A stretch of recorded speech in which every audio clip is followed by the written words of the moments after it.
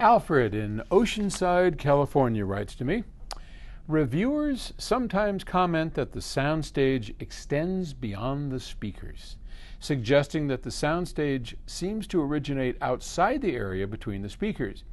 It does sound really cool when that happens. Indeed, that is true.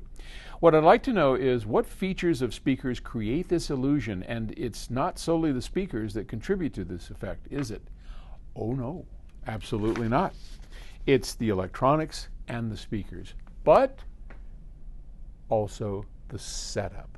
So setup is critical when it comes to achieving a soundstage outside the speakers.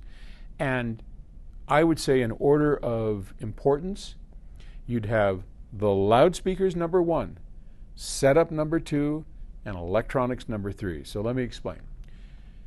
Loudspeakers number 1. In order for it to sound like it's outside, you want to have the speakers positioned more straight on, like these FR5s are. If you take these and you toe them in a lot, like a lot of people try and do, and point them directly at the user, you're going to have a nice big soundstage that disappears nicely, but nothing outside of the speaker. Okay? So you're going to want to have those pointed just a little bit towards you. This is stuff that I cover in the Audiophile's Guide. But what if your speakers aren't capable of handling that? Why do companies suggest that you point the speakers inward? Well, it's because their speakers, whatever that speaker is, does not have flat frequency response, amplitude response to the outsides of the speakers. Many, many speakers, in fact, most speakers, when you measure it on axis, straight on, it's relatively flat. When you move off axis to where you're over here, it falls off and it's got bumps and dips and it doesn't sound right.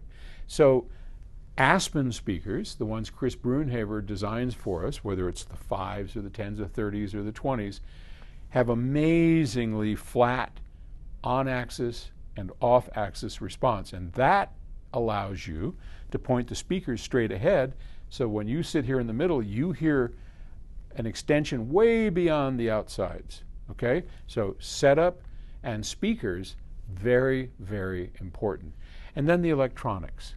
If the electronics have a bite to them, if the electronics are kind of compressed, as a lot of electronics unfortunately is, it doesn't allow the speaker to disappear. And if the speaker doesn't disappear, you're continually drawn towards the speaker. Like your attention goes back here because you hear this barking or biting of the loudspeaker because of the electronics. So it takes all three. But in that order, you got to have speakers that have flat frequency response off axis. And you can look that up. You can ask the manufacturer. Very important.